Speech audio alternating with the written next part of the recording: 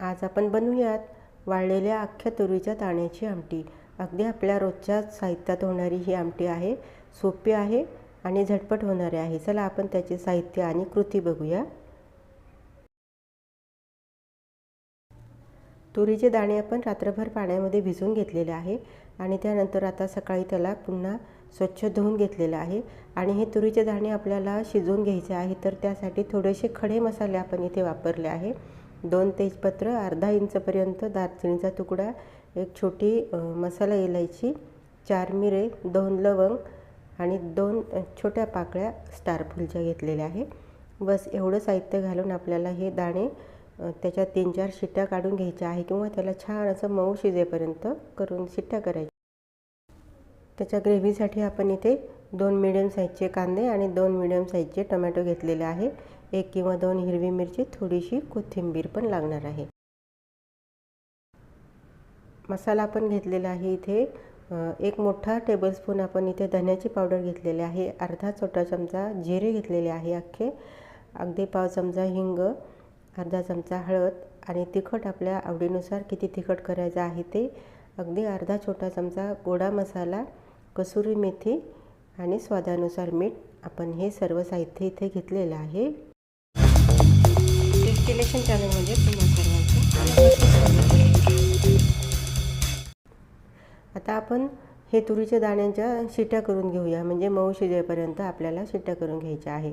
पाणी आधी आपण गरम करायला ठेवलं होतं, त्यामध्ये आपण हे दाणे घातले, हे खडे मसाले घालायचे आणि एक अर्धा चमचा इथे तेल घालायचं आणि थोडंसं हिंग घातलेलं आहे, पाव चमचा, आणि आपण शिट्ट्या करून घेऊया।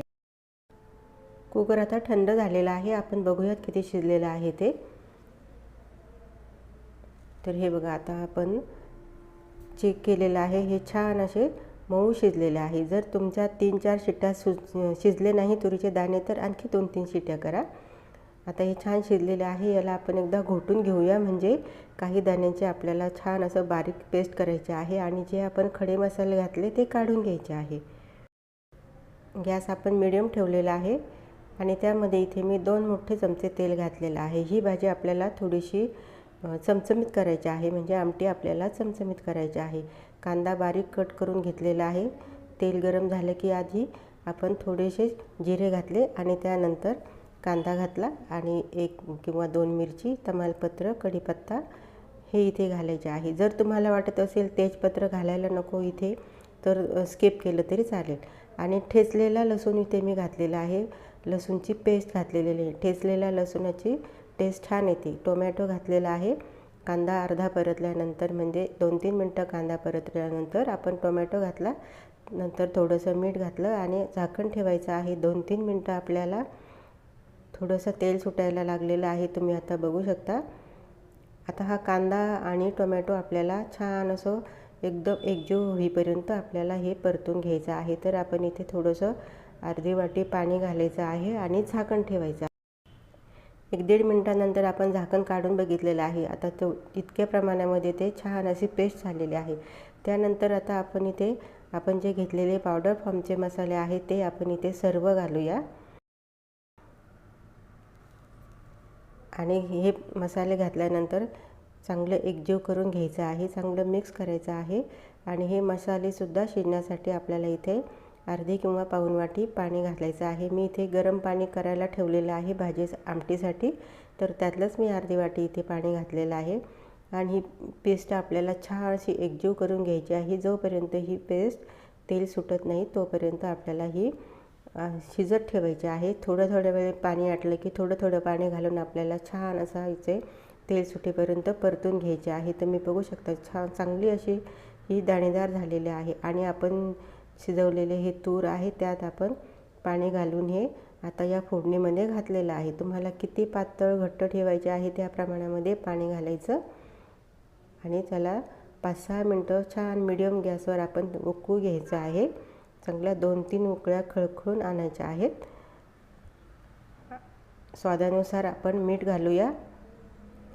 मीठ घातल्यानंतर चांगलं मिक्स करायचं आहे आणि 5-7 मिनिटानंतर चांगली उकळी आल्यानंतर तुम्ही बघू शकता कलरसुद्धा छान आलेला आहे। आणि आपण आता ही उकळी आल्यानंतरच आपल्याला गोडा किंवा काळा कोणताही मसाला घालायचा आहे। हे पहा, मीडियम गॅसवर आपली ही आमटी चांगली अशी उकळत आहे, म्हणजे ती छान असा तिच्यामध्ये सगळं मसाल्यांचा स्वाद हा येणार आहे।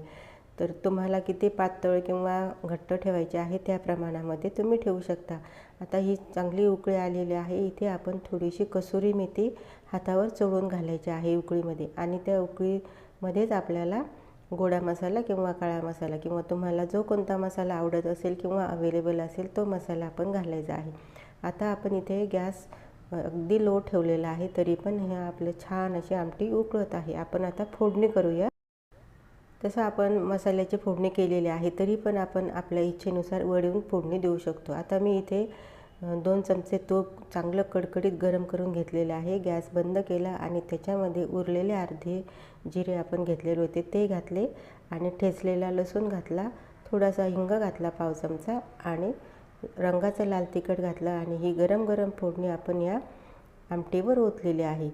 गॅस आपण मंद ठेवलेला आहे, आणि ही फोडणी घातल्यानंतर 4-5 मिनटं आपल्याला हे आमटी चांगली उकळून घ्यायची आहे। हे बघा, तुम्ही आता बघू शकता, मगाशी थोडीशी पातळ होती, आता ही आमटी आपली थोडीशी थिक झालेली आहे।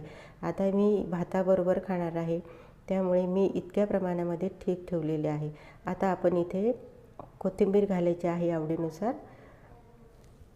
कोथिंबीर घातल्यानंतर आपण पुन्हा मीठ वगैरे आपण चेक करून घ्यायचं आहे। सर्व छान मिक्स करून घेऊया। छानपैकी आता ही आमटी आपण मिक्स करून घेतलेली आहे, आणि आता 4-5 मिनटं चांगली आपली ही मंद गॅसवर आपली आमटी शिजत होती। आता मी गॅस बंद केलेला आहे। हे बघा, तुम्ही बघू शकता, छान अशी कलरही आलेला आहे आपल्या आमटीला, आणि त्याची कन्सिस्टन्सीसुद्धा आपल्याला जशी हवी आहे तशीच मी ठेवलेली आहे। तर चला, आता आपण आता ही सर्व करूया। ही अशी आपली तुरीच्या दाण्याची छान अशी टेस्टी आमटी भाताबरोबर, भाकरीबरोबर, पुरीबरोबर किंवा चपातीबरोबर सगळ्याबरोबर ही आमटी छान लागते। वरून जर तुम्हाला आवडत असेल तर तुम्ही बटर घालून खाऊ शकता। मैत्रिणींनो, तुम्ही हा व्हिडिओ वेळात वेळ काढून बघितला त्याबद्दल धन्यवाद। आणि या सर्व साहित्याचं प्रमाण मी डिस्क्रिप्शन बॉक्समध्ये दिलेलं आहे, तुम्ही तिथे जाऊन चेक करू शकता। आणि तुम्हीही तुरीच्या दाण्याची कधी आमटी केली असेल तर तुम्ही जरूर तुमची रेसिपी मला शेअर करा, मी जरूर करण्याचा प्रयत्न करेन।